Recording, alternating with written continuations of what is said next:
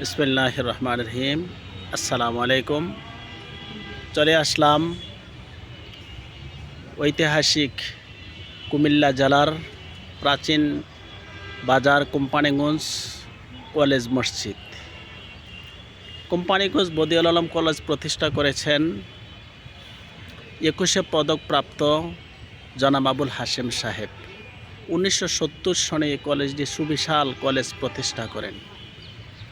প্রতি বছর এই কলেজ থেকে শতে শতে শিক্ষার্থী ভর্তি হয়ে পরীক্ষা দিয়ে পাশ করে দেশের বিভিন্ন স্থানে কর্মরত আছেন, দেশের সুনাম সুখ্যাতি তারা কুড়িয়ে আনছেন।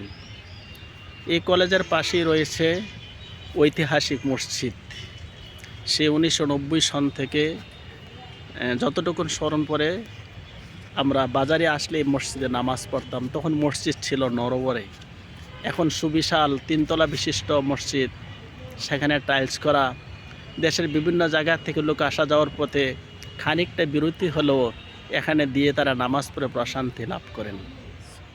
দোয়া করছি এই কলেজের প্রতিষ্ঠাতা 21শে পদকপ্রাপ্ত জনাব আবুল হাশেম সাহেব ইন্তেকাল করেছেন, আল্লাহ তাকে জান্নাত নসিব করুক। এই কলেজে মসজিদে যারা বিভিন্নভাবে জড়িত ছিলেন, আজকে যারা দুনিয়াতে নাই, আল্লাহ সকলকে মাফ করে জান্নাতে জায়গা করে দেন। এবং এখনও যারা কর্মরত আছেন, এখনও যারা আসা যাওয়া করতেছেন, আল্লাহ প্রত্যেকের কাজে কর্মে বরকত দান করুন। সকলকে সালাম জানাচ্ছি। দেশ বিদেশে যারা এই ভিডিওতে আপনারা দেখবেন, এখানে আসবেন, এখানে এসে নামাজ পড়বেন।